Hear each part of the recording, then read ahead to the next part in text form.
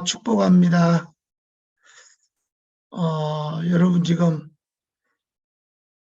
여기 러시아는 10시가 됐는데요. 10시가 넘었죠, 이제. 물론 필리핀은 8시, 한국은 9시. 여기 기준으로는 주무셔야 되는 시간인데, 저희도 지금 자야 될 시간인데, 왜 이렇게 모여서 불러주시고 은혜를 주시는지 잘 모르겠습니다. 아무튼 행복합니다. 감사합니다. 제가 지금 러시아 21년이라고 써 있는 걸 보면, 세선 중에서 새벽 예배 시간에 말씀을 나눈 지가 만 2년이 지나갔는가 봅니다. 2년 전에 드렸던 프로필이 그대로 나는 선교가 제일 쉬웠다 그 사진도 나오고, 이렇게 한 거 보니까 세선중과 KWMI라고 그러죠. 만난 시간이 벌써 꽤 된 것 같습니다. 여러분은 어쩐지 모르겠지만 여기 또 금요 모임은 조금 색깔이 다르긴 한데, 저는 KWMI 세선중을 어느 날부턴가 가족이라고 생각을 하고, 어떨 때는 아침에 저희 아내한테 꾸지람을 좀 듣기도 합니다. 밥도 안 먹고 왜 거기 매달려 있느냐. 지금 밖에 일이 막 벌어지고 있는데 왜 거기 붙들고 있느냐. 지금 학생들이 와서 신학교 강사가 와서 수업을 하고 있는데 교장이 돼가지고 선생님 인사도 안 시키고 거기서 뭐 하고 있느냐. 뭐 매일은 아니고요. 매일은 아니고 가끔 꾸준함을 들으면서도 이 모임을 놓지 못하는 이유가 하나 있다면, 첫째는 물론 중독돼서겠지만 더 중요한 첫째는 그냥 어느 날 피는 안 나눴어도 예수의 이름으로, 복음의 이름으로 가족이라고 하는 공동체가 되어졌다라는 생각 속에, 모르겠어요. 어떻게 보면 제가 여러분을 짝사랑하고 있는 건지도 모르죠. 짝사랑하고 있는지도 모르겠고, 아무튼 했던 현 주소는 그래요. 그래서 지금도 오늘 하루 종일 이것저것 업무를 보고 지금 자야 될 시간, 졸리운 시간인데, 제가 김인효 선교사에게 그런 말을 했어요. 선교사님들을 좀 아무나 세워라. 그런 말을 했기 때문에 김인효 선교사님이 선교사님 사회가 어떤가요? 순서가 어떤가요? 그럼 나는 전 진짜로 한 번도 거부한 적은 없는 것 같아요. 예, 그냥 순종하겠습니다. 그렇게 해서 오늘도 또 시간을 갖고 있는데, 함께 할 수 있는 시간, 복음을 소유하고 나눌 수 있는 시간, 바울이 고백한 것은 이렇게 고백합니다. 나는 종은 종인데 예수 그리스도의 종이라고 이렇게 표현합니다. 그리고 아주 기분 좋게, 자랑스럽게, 신이 나게, 로마서뿐만 아니라 여러 곳에서 그렇게 고백하는 것을 보면서 저는 그것을 너무나도 행복하게 생각하고 저도 좋아합니다. 그 이유는 바울이라고 하는 선교사님이 자기만 먼저 그렇게 독식하고 잘난 척하고 이것은 나의 독특한, 나만이 가지고 있는 것이야 라고 이렇게 한 것이 아니고, 특별히 로마서 1장 6절 말씀까지 가면 너희들도 예수 그리스도의 것이라고 이렇게 바울이 표현하는 것을 봅니다. 그래서 그분이 욕심스럽게 나만 소유할 수 있는 복음이다. 나만 독점해야 하는 예수 그리스도라고 말하지 않고 내가 소유한 그 복음, 내가 소유한 그 예수 그리스도, 그 복음을 너희들도 소유하기를 원한다라고, 너희들도 그런 것이라고. 1절 이후에 2절 말씀 쭉 보면 바울은 그렇게 말하죠. 나는 나의 나 된 것이 아니고 하나님께서 나를 예수의 사람으로, 복음의 사람으로, 하나님의 사람으로 택했다라고 분명히 고백합니다. 그 고백을 저와 여러분에게도 오늘도 동일하게 주셨다는 거죠. 어느 누구는 내가 대단하고 어느 누구는 나약한 것이 아니라 동일하게 주셨다는 거예요. 요즘에 저는 한국의 프로야구 경기를 많이 보는 편입니다. 제가 좋아하는 선수를 말하라면 이종범의 아들 이정우라고 하는 선수가 있고 또 그 키움이라고 하는 같은 팀에 또 주로 이제 나이 어린 선수들을 좋아하는데 안우진이라고 하는 투수 그 친구도 참 좋아하고 또 LG의 또 다 어린 선수들인데 고우석이라고 하는 한국에 어떻게 보면 제일 빠른 공을 던지는 그런 아이가 있는데 그분들의 모습을 보면 그분들은 독특한 것이 있는데 어려서부터 훈련과 준비가 야구라고 하는 것에 엄청난 소유를 가지고 있다는 거예요. 준비를 했다는 거예요.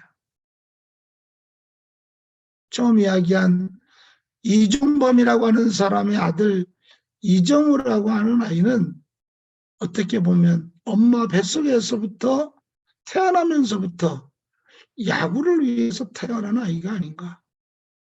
그래서 지금 제가 설명한 그 사람들의 어리다고 하는 이유는 그 사람들의 동일한 모습은 고등학교를 졸업하자마자 남들이 누구나 요즘에 다 가는 대학을 가지 않고 그들은 프로야구라고 하는 전문가의 그러한 팀으로 소속이 됐다라는 것입니다. 굉장히 일찍부터 야구를 준비하고 야구의 사람으로 살고 경제적으로 말한다면 돈을 많이 벌 수 있는 프로야구 선수가 되어져서 전문인의 모습으로 살아간다는 것입니다. 오늘 저와 여러분은 주로 이제 다른 혹시 일반 평신도도 이 자리에 계시지만 많은 네트워크의 포기 선교사님들이신데 우리 선교사는 전문인이 되어져야 된다는 것입니다. 어떤 전문인? 복음을 소유한 바울이 고백했던 것처럼 나의 모습은 예수 그리스도의 종이라고 명확하게 분명하게 표현할 수 있는 나의 모습을 자신 있게 나타낼 수 있는 그런 전문인 선교사로서의 프로의식을 가져야 된다는 것이죠. 오늘 모든 직종의 사람들이 다 그렇습니다. 법관도 그렇고 의료계의 사람도 그렇고 교육계의 사람도 그렇고 경찰이든 군인이든 소방공무원까지도, 심지어는 사람을 다루는 요즘에 한참 뜨거웠던 간호사분들도 프로의식을 가지고 살아갑니다. 전문인의 준비된 모습으로 그 의식을 가지고 살아간다는 것입니다. 오늘 함께 읽은 사도행전 20장 24절 말씀을 보면 사명에 대해서 말합니다. 생명이라는 단어도 나옵니다. 최선을 다하는 모습도 나옵니다. 나의 달려갈 길과 주 예수께 받은 사명, 곧 하나님의 은혜에 복음을 전하는 일을 마치려 하면은, 죽을 때까지 이 일을 하면은 나의 생명조차도 조금도 귀한 것으로 여기지 아니하노라. 지금 본문의 말씀을 제가 다시 한번 읽었습니다. 한 단어 한 단어가 저 개인적으로 와닿습니다. 엄청 중요하게 생각합니다. 나의 달려갈 길. 제가 선교사로서만 지금 33년 됐습니다.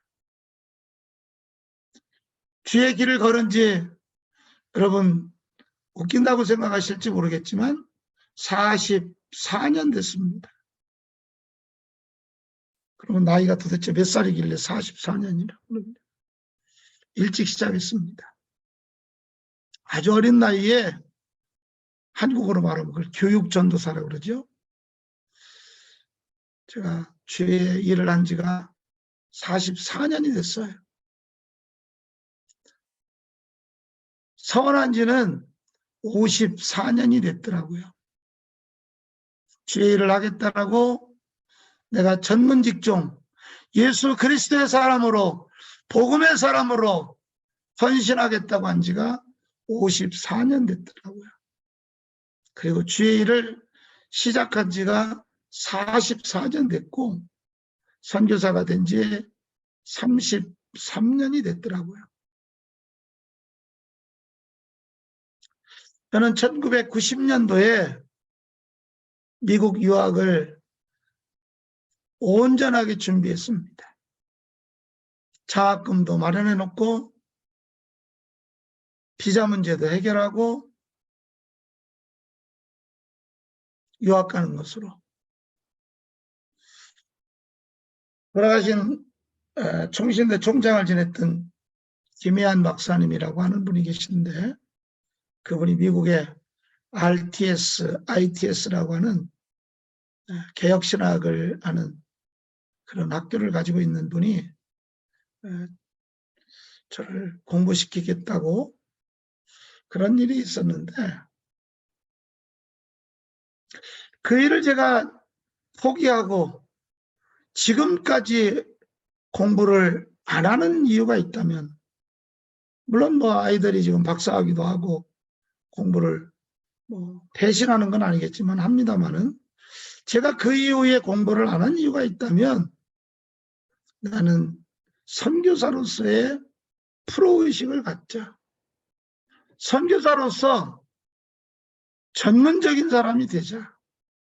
이런 생각으로 유학을 포기하고 중국 선교를 시작하는데, 그 당시에 중국의 모습은 여러분이 사실은 여기에 지금 중국의 선교사님으로 계셨던 분들이 계신데, 제가 생각하는 그 당시의 중국은 여러분이 생각하는 중국과는 좀 다릅니다.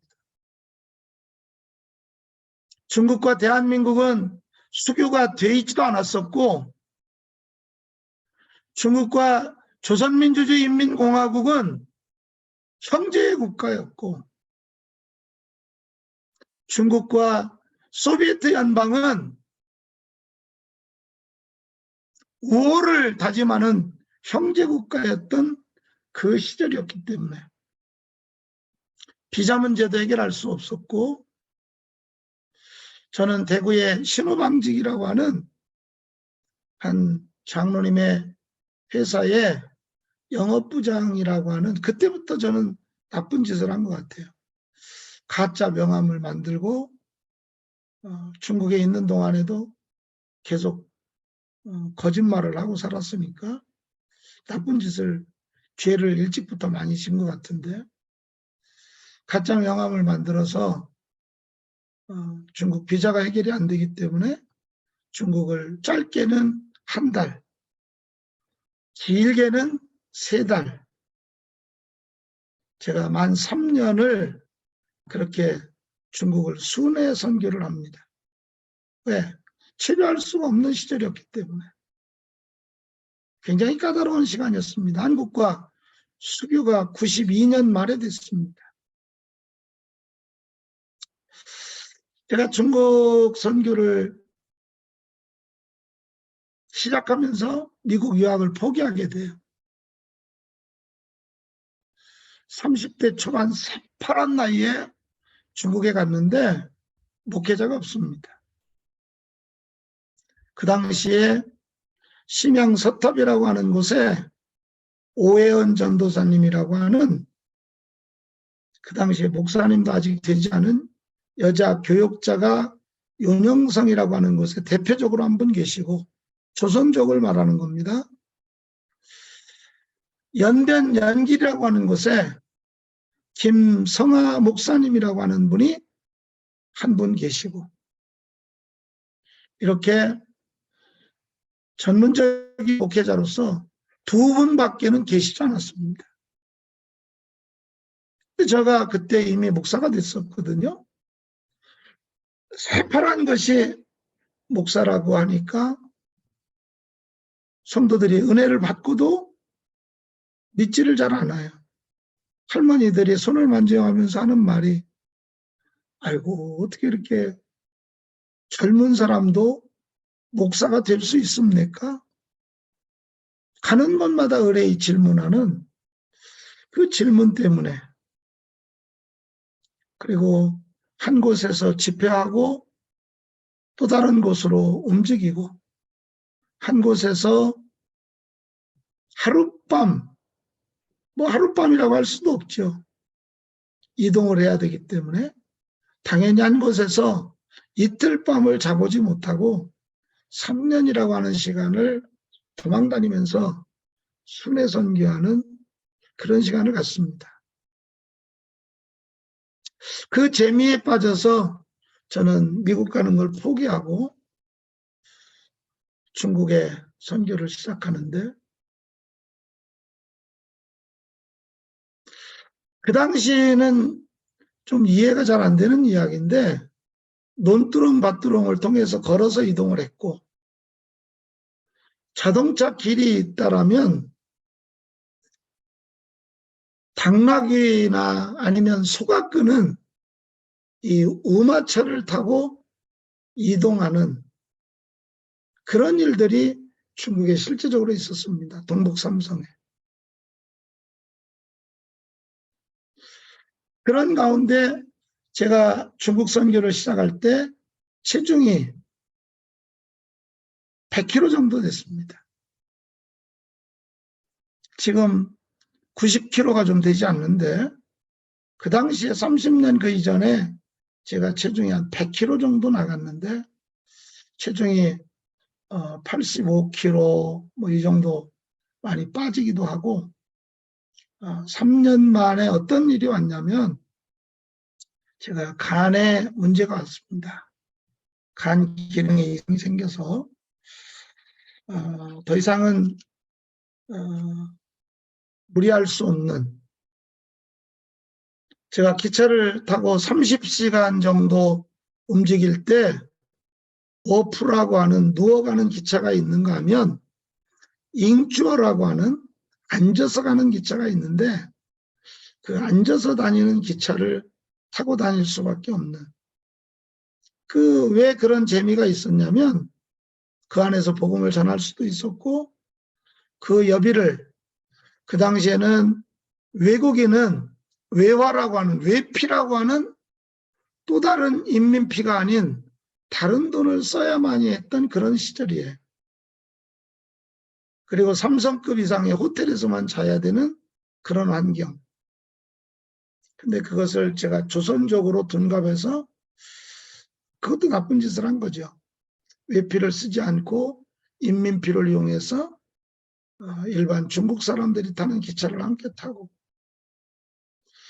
근데 이제 제가 자랑스럽게 자랑질을 한마디 하면 그렇게 할 수 있었던 이유는 그 선교비를 그렇게 모으면 그게 반 이상 모아지는데 그러면 그 당시에는 교회를 하나 도울 수 있는, 교회를 하나 개척해서 새로운 번듯한 건물은 짓지 못해도 헌 건물을 구입해서 교회를 하나 개척할 수 있는 그런 재정이 됐기 때문에 그렇게 거짓을 하면서 그런 일들을 했었습니다. 그게 너무너무 좋았어요. 신났죠. 설교를 이해가 안 되겠지만 화장실도 못 가고 했던 11시간을 설교한 그런 기록도 있습니다. 너무나도 행복했습니다. 근데 이제 몸에 간에 사인이 오고 체중이 15kg 정도 빠지고 그러면서 피검사 결과 더 이상은 무리할 수 없는 그런 시간이 오면서 제가 장춘이라고 하는 곳, 중국 길림성의 장춘이라는 곳에 94년도에 베이스를 정하게 되고 이제 순회하지 못하고 그곳에 정착할 수밖에 없는, 그리고 그곳에서 신학교도 운영하고 또 청소년 사역반을 만들어서 운영하고 중국 사람들만 모아서 중국 신학교도 하고 이런 공동체 생활을 그 집안에 사는 사람이 한 100여 명 정도, 수업할 때는 많으면 한 200여 명 정도 공동체 생활이 중국에서 94년도에 시작됩니다. 네, 그 사역 자체는 참 즐겁고 재밌었어요. 많은 사람이 움직이고 으쌰으쌰 할 수 있는 그런 것인데 어느 날부터인가 이제는 베이스가 커지고 많은 사람들이 움직이면서 공안의 감시를 받게 되어지고 제가 공안국, 장춘이라고 하는 공안국에 6개월 정도를 조사를 받습니다. 6개월 정도를. 그래서 그 조선족, 우리나라로 말하면 경찰, 중국어로 말하면 공안이 저와 늘 친밀하게 지냈던 사람이기 때문에 이제는 전 목사 더 이상은 어렵고 모든 것을 철수하고 끝내야 되겠다라는 그런 사인을 받는데 제가 왜 이 94년 이야기를 하냐면 그 94년도에 조선민주주의 인민공화국의 수령이었던 김일성이라고 하는 영도자가 7월 14일에 죽게 됩니다. 그 사건을 기점으로 94년 김일성이라고 하는 어버이 수령이 세상을 떠나게 되어지면서 북한에는 극심한 굶주림의 문제가 생겨요. 그래서 누구도 막을 수 없는, 감당할 수 없는 두만강과 압록강을 건너 탈북자가 수없이 생겨지게 되어지고 그 전까지는 제가 북한 사람들을 그냥 두만강과 압록강 주변으로 돕는 사역, 그냥 조금 재정적인 거, 그들이 기거할 수 있는 이러한 일들 부분적으로 했지만 94년에 장춘의 베이스가 세워지면서는 탈북자들이 물밀듯이 밀려오는 일들 때문에 그때는 저뿐만 아니라 이미 이제는 수교가 되어지고 중국의 동북삼성에 굉장히 많은 선교사님들이 들어오시게 됩니다. 저희 베이스만 해도 저를 돕는 부교역자가 5분이 계시고 여전사님들이 한 10분 정도 계시고 장로님들도 계시고 이런 일들이 이제 되어지는데 대부분은 이제 그들도 다 저를 도와서 우리 북한에서 넘어오신 가족들을 케어할 수밖에 없는. 그래서 이제 그 일이 되어지면서 여러 가지 복잡한 일과 어려운 일들이 생깁니다. 이제 그냥 지나가는 재밌는 얘기를 하면 인간은 남녀가 같이 있다 보면 아무리 떼어놓고 막는다 할지라도 사랑을 나누게 되어져 있어요. 그러면 사랑만 나누면 되는데 사랑을 나누고 나면 아이가 생기죠. 그러면 저희 사모가 제일 힘들어했던 일, 저희 아내가 제일 힘들어했던 일은 그 아이를 출산해서 병원에서 탯줄을 자르고 그 산모가 거동도 힘든 그런 어려운 상황에서 병원에서 도망 나와야 하는, 탈출시켜야 하는 그런 일이 이제 제일 우리 아내로서는 어려웠던 일인 것 같고, 우리 북한 식구들의 또 한 가지 특징은 믿거나 말거나인데 남자가 여자를 그렇게 구타를 합니다. 남편이 아내를 엄청나게 많이 이렇게 때려요. 그래서 이게 이제 북한이 그 가부장적인 것이 제가 볼 때는 우리 남쪽보다도 더 강한 그런 민족성을 가지고 있다라고 저는 판단하는데, 그런 일들, 많은 일들이 생기는데 어떤 결정적으로는 99년 8월 21일에 09시 그날이 주일이었는데, 제가 사실은 이렇게 구체적으로 과거사를 이야기 안 하는데, 그 특별히 여기 지금 황일주 목사님이 계신지 모르겠는데 좀 어려운 이야기, 감옥 간 이야기를 자꾸 하라고 나를 갖다 협박해가지고 지금 내가 굉장히 어려운 이야기를 지금 나누고 있는 겁니다. 그래가지고 99년 8월 21일 09시 주일인데요. 저희 사역이 그때 엄청나게 활성화되어져 가지고 학교가 여러 개고 어떤 아울리치를 멀리는 북경상해, 가깝게는 연변 백두산까지 이렇게 여러 팀이 흩어져서 우리 사역자들이 밖으로 다 흩어지고 집에 남아있는 사람이 73명이었습니다. 다 흩어지고 남아있는 사람이 73명.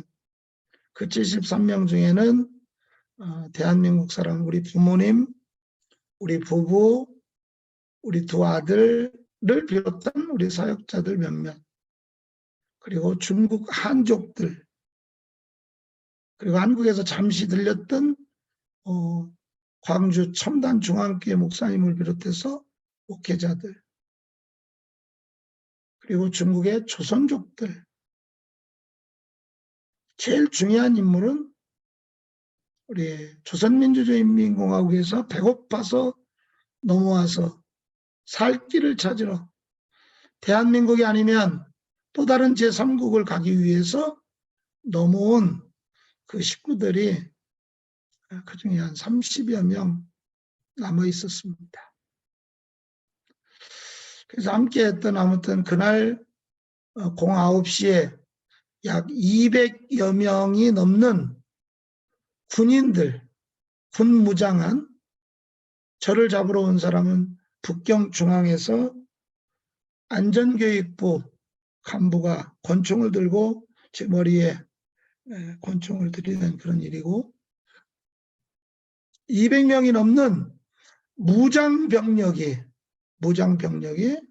우리 집을 두 겹, 세 겹, 제가 그걸 모르죠. 나중에 들은 얘기예요. 동네 사람들한테. 집을 두 겹, 세 겹 포위를 해가지고 한 명도 도망가면 안 되니까 장총을 들이대고 제 머리통에는 사무실에 있는데 권총을 들이대고 아무튼 73명이 수갑을 차는 그런 일이 1999년 8월 21일 09시에 저희 장춘 센터 베이스에 발생이 되어집니다. 그래서 그 이유는 뭐냐? 제가 지금도 중국에는 15년형을 받은 사람으로 컴퓨터상에 뜹니다. 국제 간첩으로 되어 있습니다. 중국과 북한과 대한민국 3개국의 정보를 탈북자들을 통해서 빼낸 사람으로 저는 국제 간첩이라는 죄명을 쓰게 되는데 제가 한 달 동안 독방에 어려움을 겪을 때 어떤 일이 있었냐면 정말 체중이 엄청나게 빠질 수밖에 없었고요. 그리고 온 몸이 다 부어가지고 뭐 여러 가지 고문과 몸의 육체적인 고통은 뭐 이루 말할 수 없지만 일단 잠을 재우지 않고 밤 새벽 1시에서 5시 정도 되면 신문을 하는데 매일 부동자세라고 군인들이 쓰는 부동자세로 세워놓으면 사람 몸이 부종욕이 돼 있습니다. 붓게 돼 있어요. 그러면 손가락 마디마디도 이렇게 구부러지고 펴지지 않습니다. 부종이 오면 이 손이 다 붓고 팔다리 무릎 관절까지 발가락까지 모든 것이 이렇게 탱탱 붓습니다. 부기가 오면 이 몸이 이렇게 구부러지지 않는 그런 현상이 오더라고요. 그래서 이렇게 해서 순교하는 것이구나.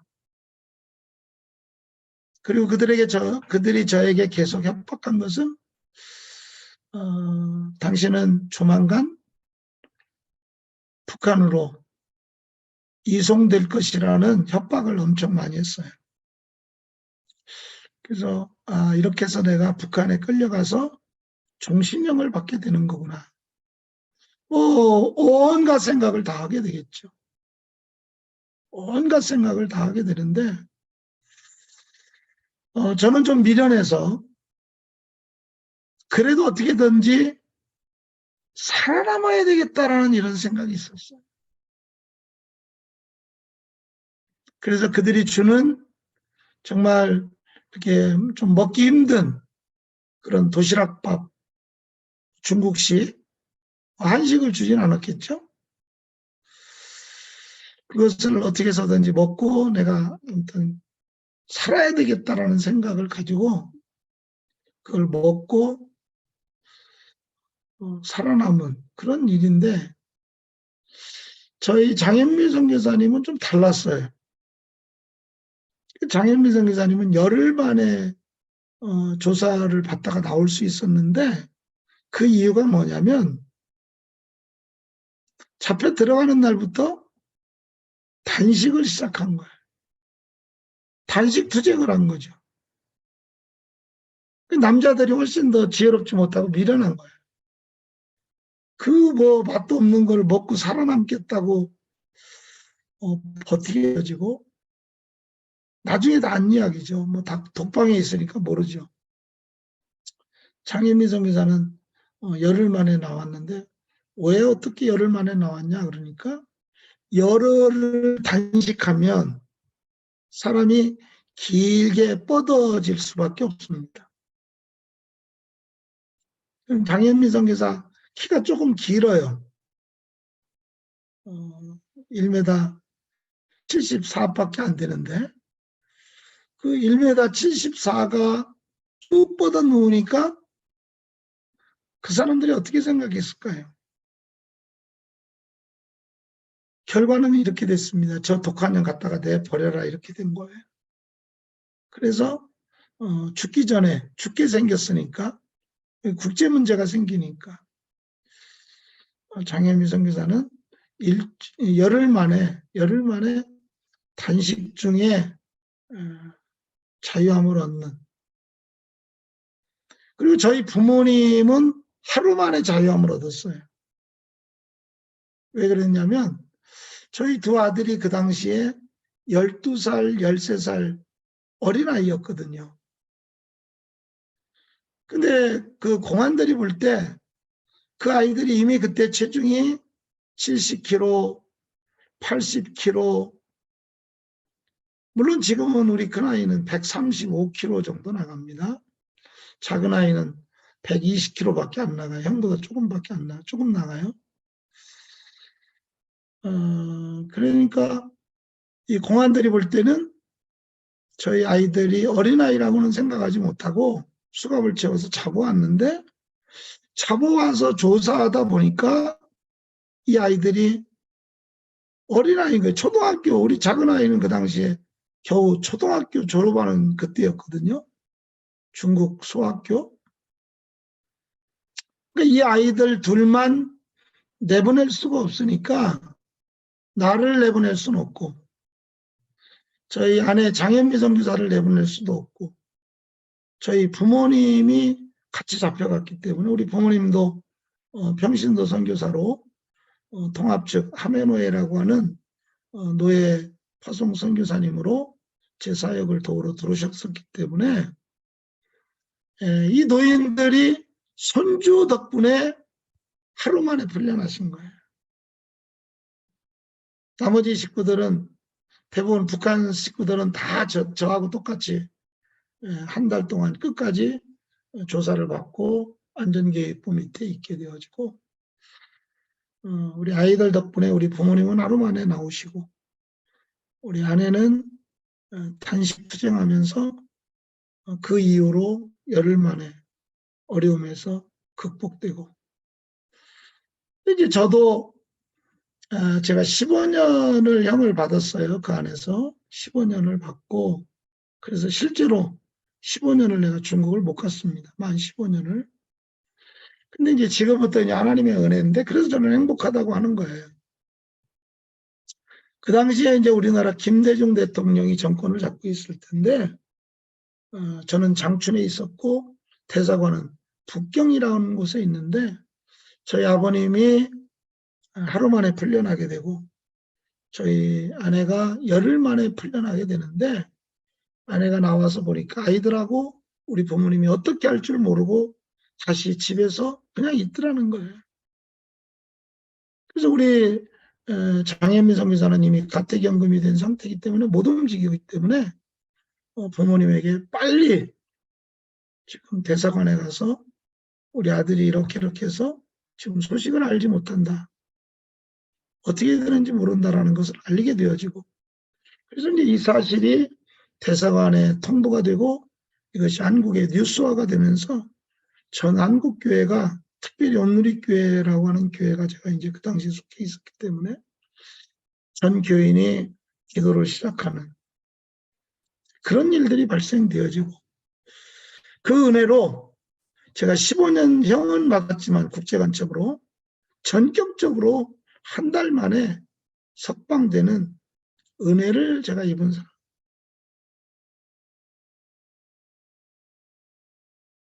여러분 뭐 기분 나쁘셔도 할 수 없습니다. 왜 이렇게 빨리 나왔냐고, 뭐 다 은혜가 그런 거예요. 그래서 저는 이 사역을 또 놓을 수 없고, 하나님 감사합니다 고백하며 곧바로 다시, 중국은 내가 갈 수 없고 러시아 선교를 다시 시작할 수밖에 없는, 다시 시작하게 되는 이런 은혜를 입은 선교사입니다. 저희 아이들 이야기를 좀 하라고 그러는데, 저희 아이들은 저희들이 돌볼 시간이 없었어요. 저희 아내가 기본적으로 30세 때 100명 이상의 식구들을 밥을 해서 전체 책임을 지고 먹여 살려야 됐기 때문에 두 아들만 따로 밥상을 차려주고 두 아들만 어떻게 신경 써서 케어할 수 있는, 학교를 보낼 수 있는 그런 게 없었어요.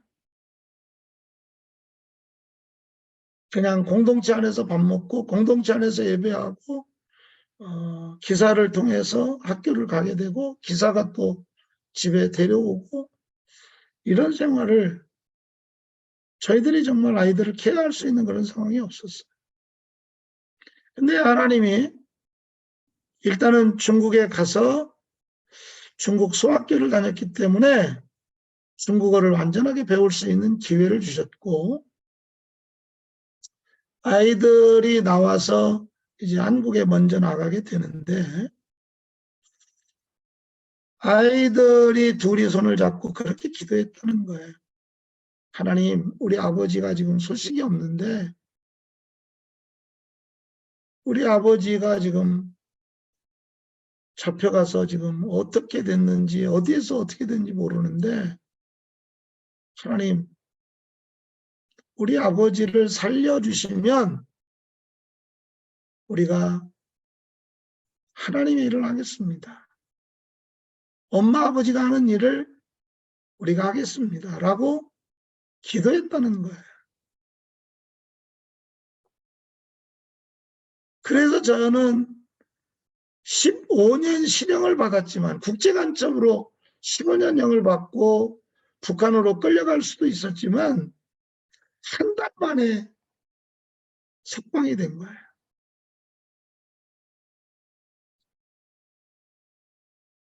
싫어합니다. 싫어.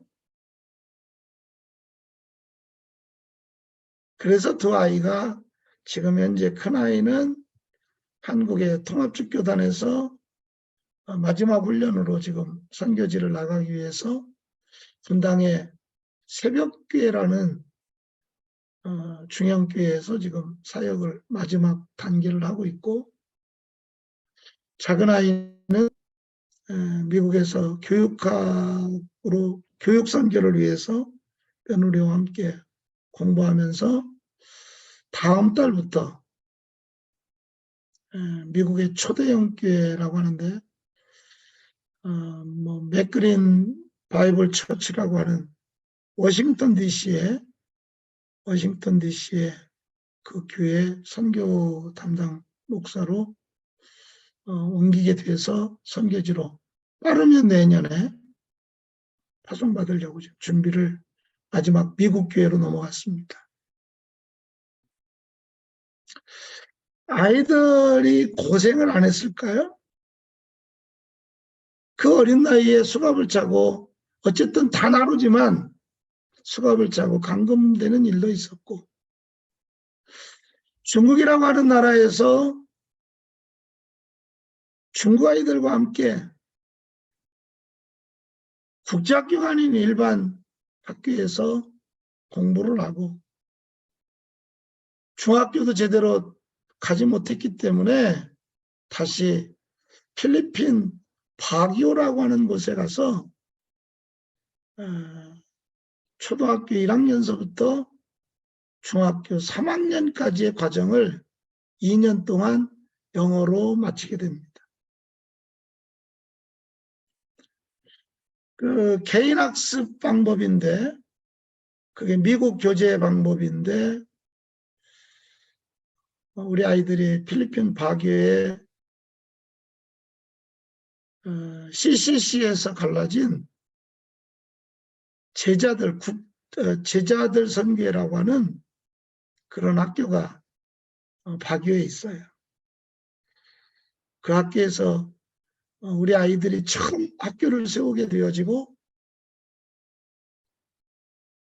파푸아뉴기니아의 선교사님 딸하고 3명이서 학교를 시작했는데 지금은 물론 그 학교가 이제 큰 학교가 되어졌죠.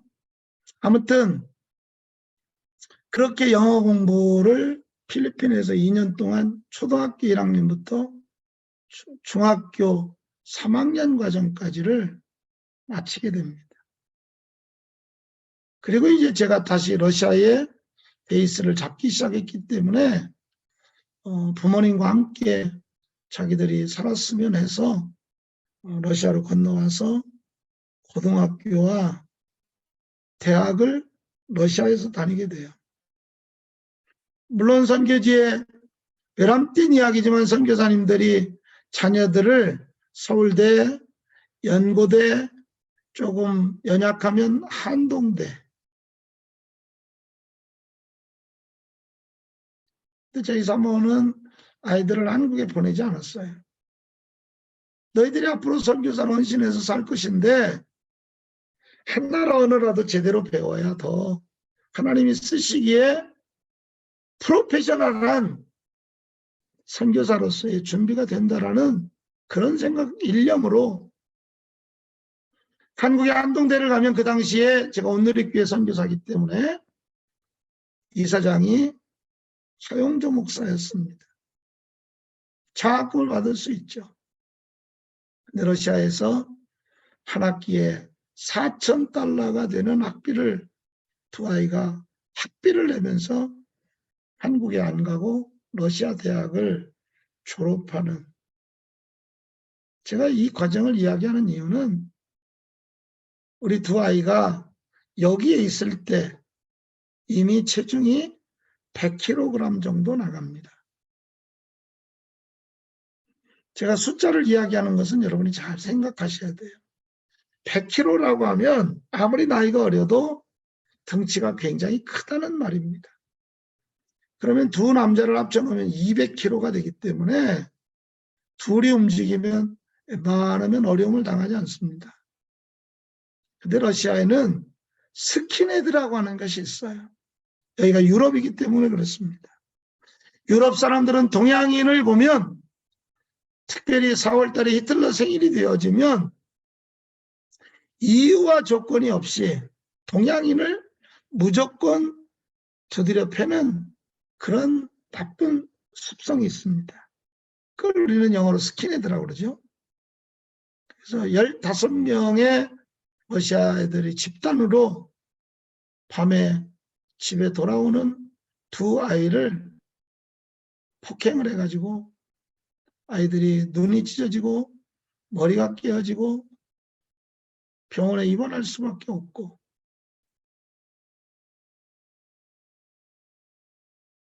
그런데 러시아 경찰에서는 자국민 보호기 때문에, 우리 아이들이 외국인이기 때문에 너희들 형제가 둘이 싸워서 다친 거로 이렇게 말을 하라는 거예요. 그때 이제 장현미 선교사님이 정말 어미의 마음이, 가슴이 터졌던 거죠. 아이들이 일주일 이상 머리를 꿰매고 얼굴을 꿰매고 병원에 있어야 하는 그런 아픔 속에서 선교사라는 것 때문에, 외국인이라는 것 때문에 어떤 법적 대응도 해보지 못하고 그렇게 어려움을 당할 수밖에 없는. 그리고 나서 아이들은 또다시 언어권을 벗어나서 미국을 가게 됩니다. 근데 미국을 그냥 간 게 아니고요. 아이들이 광나루에 장신대라고 있죠. 통합 측에. 장신대 학교를 가기로 결정을 하고 서울의 서초동에 있는 교회를 교육전사로 섬기는 일까지도 이야기를 하고, 여기 대학을 졸업하고 이제 여기는 신대원이 없잖아요. 그래서 장신대 신대원을 가는 거로 그렇게 마음을 결정을 다 했는데, 온누리교회에서 어느 날 갑자기 연락이 온 거예요. 두 아이가 장신대를 가면 장학금이 없고, 그 이유는 온누리교회 정도면 장신대 수석 졸업자도 쓸 수 있다는 거예요. 능력이 탁월한 졸업자를 얼마든지 스카웃해서 쓸 수 있다는 거예요. 그래서 장신대를 가는 것은 아무 가치가 없어서 장학금을 줄 수 없고, 미국의 정한학교, 그것도 보수적인 학교여야 되고, 그 학교가 이제 바이올라 탈봇이라는 학교인데, 그 학교로 가야만이 5년 풀 스칼라십을 주겠다는 거예요. 그 아이들을 미국을 안 보낼 수가 없는 거예요. 그래서 여기 러시아 대학 졸업도 못하고 같은 9월 학기이기 때문에, 가을 학기이기 때문에 학교 졸업식도 못하고 두 아이는 갑자기 미국 서부에 있는 바이올라 탈보 중학교로 두 아이가 가게 됩니다.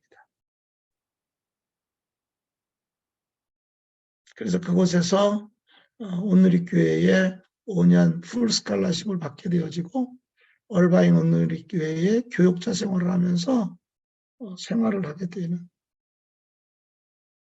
그것이 지금까지 주의 길을 가는 일에 벗어나지 않고, 지금 이야기한 길에 어려움을 이야기하면, 큰아이가 다시 한국에 나와서 자기가 원하던 장신대 신대원을 한번 떨어지고 재수해서 입학을 해서 졸업을 했습니다. 그 이유가 뭔지 아시나요? 미국에서 MDB를 하는 과정 가운데 1년을 남겨놓고 아이가 미국을 포기하고 한국에 나와서 군대를 갔어요. 그리고 나서 군대를 마친 후에 다시 가라니까 안 간다는 거야. 이유가 뭐냐? 장학금을 받고 미국에서 생활을 했지만 저희들이 단돈 100불도 두 아이에게 도와주지 못했기 때문에 큰아이가 경제적인 고통을 미국에서 엄청 받았던 거예요. 장학금은 받지만 교회 사례 1,500불 받는 거 가지고는 자동차 굴리고 월세 내고 살기가 너무나도 힘들었던 거예요.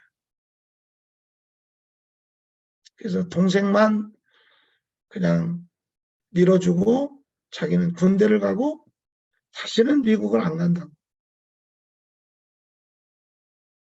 그래서 결국 마지막 학기를 포기하고 미국을 안 가게 되어지고 장신대를 다시 재수해서 입학해서 졸업한 그런 사건이 있는데, 제가 이런 이야기를 정말 우리 황일주 선교사 때문에 지금 처음 하는 건데 어려운 이야기 하기가 되게 힘드네요. 어려운 과정이 저희들 가운데 없던 것은 아니고요. 제가 다시 2000년도에 중국에서 99년 쫓겨나서 러시아로 들어올 때 저는 실패한 선교사가 됐습니다. 광주 얼광교회라고 하는 통합적 교회가 있는데 그 교회가 한 5,000명 정도 모이는 나름대로 지방에서 큰 교회입니다. 담임 목사는 김유수 목사님이라고 하는 분인데 5년 전에 은퇴하셨는데, 제가 중국에서 나오고 나서 그 교회가 저를 파송하기로 했지만 그 교회 장로님 중에 한 분이 거부하는 거예요. 전영수 선교사가 중국에서 사역을 크게 벌렸고 사고를 쳤는데 러시아로 가면 분명히 또 사고를 치고 사역을 벌릴 텐데 재정적으로 여러 가지, 물론 중국의 그 교회에서 굉장히 많은 재정이 움직였습니다. 제가 중국에서 쫓겨날 때 약 30억 정도를 중국에 두고 나왔거든요. 빼앗기고 나왔죠. 그 당시에 30억이면 선교사로서는 여러분 상상을 초월하는 돈일 수 있습니다. 그 사실을 광주 월광교회가 알기 때문에 어느 한 장로님이 당회를 하면서 손을 든 거죠. 목사님, 파송하는 건 좋은데 어떻게 저 사람을 감당하려고 합니까? 그 말을 제가 간접적으로 듣게 되고 목사님에게 연락해서 내가 파송을 받지 않고 러시아로 그대로 출발합니다. 제가 지금 이력에 학교나 이런 것을 아무것도 기록하지 않고 파송 받은 것만 3개를 기록한 이유가 있습니다. 처음부터 그렇게 선교단체, 교단, 교회 파송이 있던 게 아니에요. 제가 부산운학교회라고 하는 파송교회가 있는데 그 교회가 8년 전에 설교비 50만 원 주면서 나를 러시아 선교사로 8년 전에 파송한 거예요.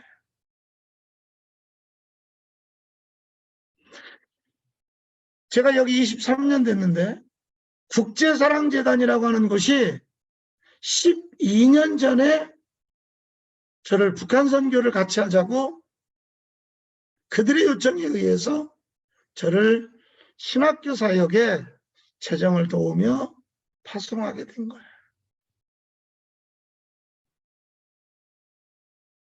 이 이야기는 내가 러시아 처음 들어왔을 때 굉장히 어려웠다는 거예요. 왜? 한번 실패한 선교사기 때문에. 한국 교회가 그렇게 말하더라고요. 저는 실패하지 않았어요. 도둑질한 적도 없고 사기친 적도 없고 중국의 어마어마한 재산권과 사역자들을 두고 15년이라는 발걸음을 옮길 수 없는 그런 상황이었지. 내가 한 번도 중국에서 목사의 신분을 숨긴 적도 없고 거짓으로 사역한 적도 없고 실패하지 않았어요. 그러나 북한 사람을 도왔다는 이유로 국제관청으로 어려움을 당한 것밖에 없어요. 그런데 한국 교회는 그렇지 않더라고요. 물론 온누리교회처럼 지금도 도우며 기도하는 교회가 있지만 대부분 선교비를 끊고 파송을 끊게 되어지고 그러더라고요. 정말 제가 여기 와서 지금 건물을 한국 평수로 2,000평 정도를 건축을 하고 지금 오늘도 교회 공사하다가 올라왔는데 처음에 벽돌을 주스러 다녔어요. 우리 장현미 선교사가 10년 동안 물이 없는 집에서 살았어요. 물을 기르다가 먹었어요. 기르다가 빨래했어요. 손빨래 했다는 거죠. 수도가 안 나오는데 뜨거운 물이 안 나오는데 세탁기를 쓸 리가 없죠. 그러나 저는 선교사로서 오늘 서두에 말한 바울이 고백했던 것처럼 나는 복음을 소유한 사람이고 예수 그리스도의 종이기 때문에 프로의식을 가지고 어려움을 어렵다라고 말하지 않고 어디에 손 내민 적이 없어요. 지금도 저는 손 내밀지 않습니다. 그렇다고 해서 재정에 어려움이 있는 것도 아닙니다. 한국에서 저를 한두 차례 보신 분들이 있지만 저 사람은 이렇게 거지 같나? 꼴학생인가 왜 저런가?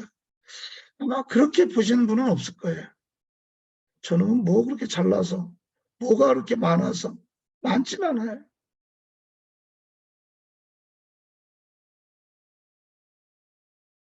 그러나 저는 선교사로서 나는 프로라고 하는 생각을 가지고 살아갑니다. 한 번 선교사는 영원한 선교사고 우리 큰아들이 미국에서 생활고가 어려워서 미국을 뛰쳐나와 다시 장신들을 공부했지만 그 아이들에게 우리의 가난한 모습은 보여준 적은 없어요.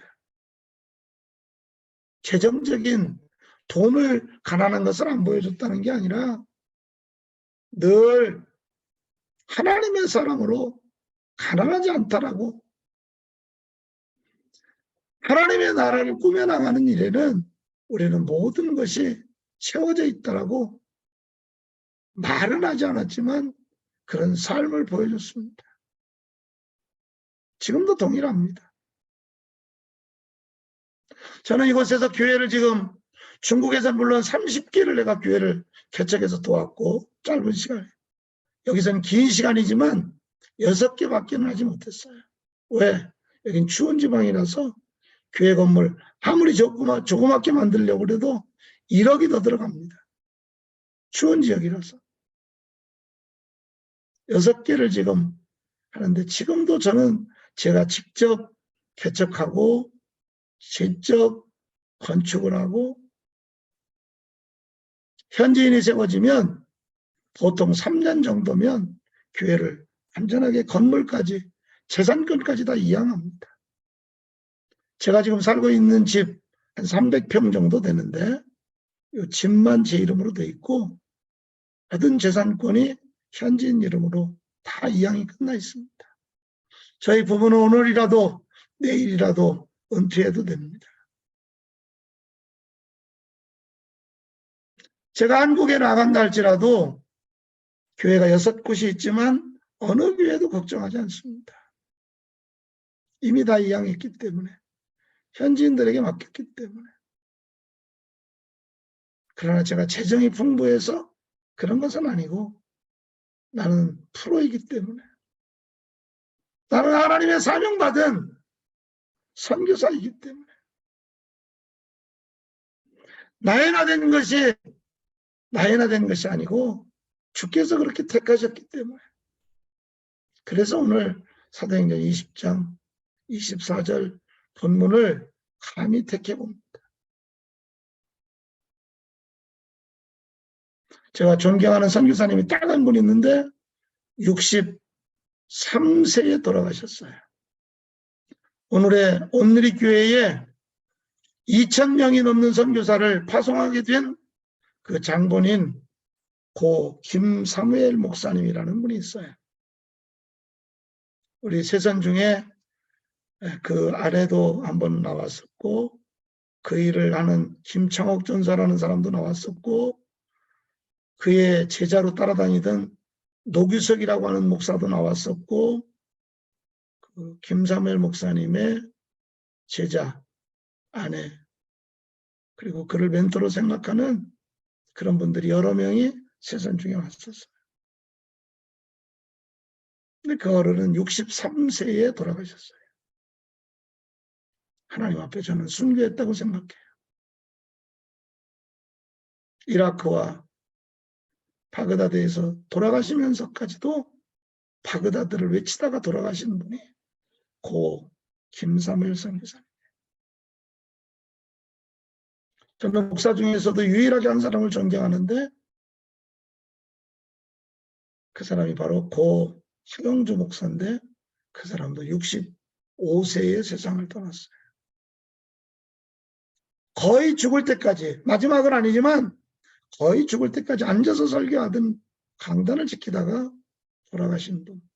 그보다 더 중요한 것은 죽는 그날까지 선교에 초점을 놓치지 않고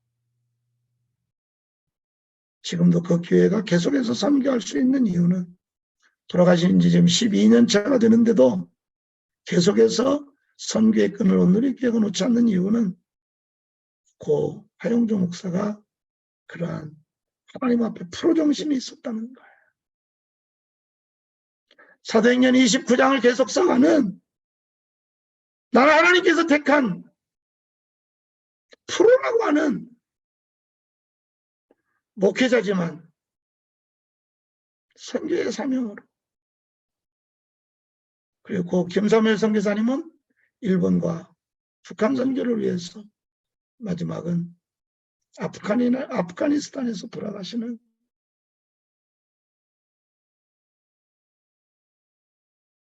속 깊은 곳까지도 선교사였던 그분을 존경합니다. 저는 감히 따라갈 수 없지만 하지만 그렇게 되어지기를 소원합니다. 감히 그래서 오늘 나눌 수 없는 사도행전 20장 24절 말씀을 감히 본문으로 정해서 나누고 있습니다. 오늘 저 아래 여러분이 예수의 사람이라면 본문으로 돌아가는데 변하지 않는다는 것은 불가능한 것입니다. 변하지 않는다는 것은 잘못되어진 것입니다. 정말 예수의 사람이라면 사도 바울이 그랬던 것처럼 예수 믿는 사람을 잡으러 가다가 다메섹 도상에서 예수를 만난 후에 변화되어져서 나는 예수 그리스도의 종이라고 고백하며 모든 것을 포기하고 결국은 순교하는 보잘것없는 베드로의 모습도 마찬가지라고 생각합니다. 그가 좌의정과 우의정을 생각했던 사람이지만 그러나 진정 예수를 만나고 난 이후에는 그는 순교당할 수밖에 없는, 사도행전의 스데반도 그렇지 않을까요? 성경에 기록된 인물뿐 아니라 과거에 일제를 거쳤던, 6.25를 거쳤던, 저 북한의 공산권에 있던 다른 나라의 외국 선교사 순교를 이야기할 필요가 없이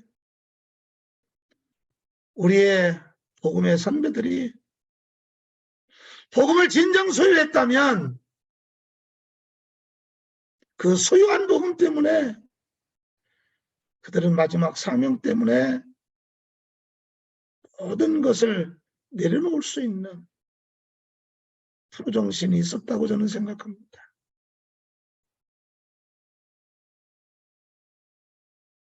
오늘 새삼중이 KWMI가 그런 모임과, 저는 단체라는 단어를 쓰기는 싫습니다. 조직이라는 단어도 쓰기 싫습니다. 제가 어마어마한 한국의 어린 나이지만 한국의 최고의 선교단체의 행정실장, 비서실장도 지내봤어요. 신봉수 목사가 알아요. 단체?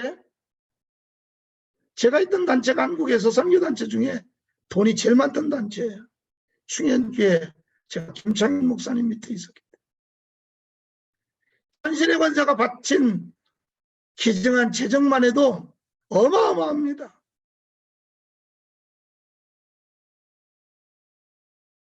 그러나 그런 것은 전혀 중요하지 않더라고요. 다 잃어버리는 조직을 봤어요. 돈 자랑하는 것 때문에 완전한 거지가 되어지는 모습도 봤어요. 제가 말씀을 마치기 전에 제가 99간 집에서 태어난 사람입니다. 충청남도 홍성군 갈산면 상촌이라고, 여러분은 그곳은 김좌진 장군이라는 사람이 있던 곳이에요. 제가 그곳에서 태어난 사람이에요. 그런데 저는 땅 한 평도 받지 못했어요. 왜? 우리 할머니가 교회를 3개를 개척했는데 용문산 기도원 출신이에요. 우리 할머니가. 예수 믿는다는 것 때문에 우리 할아버지한테 맞기를, 우리 집 대청마루가 100명 정도 모일 수 있는 집인데 그 대청마루에서 밑에까지가 약 2m 가까이 높이가 됩니다. 우리 집이, 시골집이. 우리 할아버지가 그곳에서 우리 할머니 예수 믿는다고 집어 던져서 쭉 뻗어서 죽었다가 살아나고,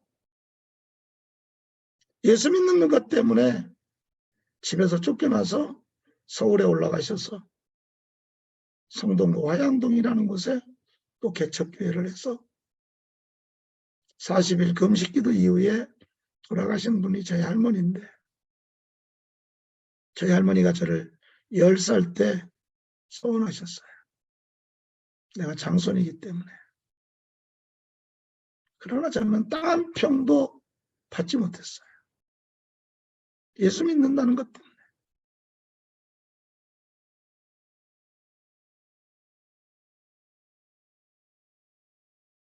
오늘 저와 여러분이 특별히 지금 이 모임은, 물론 금요 모임은 조금 색깔이 다르긴 하지만 세선중 모임이기 때문에 세선중에 그런 프로의식을 가진 모임이 되어지기를 축복합니다. 무슨 조직을 만들고 누가 회장이 되어지고 누가 총무가 되어지고 그런 것들은 아무 의미가 없어요. 저도 다 해봤어요. 해봤는데 아무 의미가 없더라고요.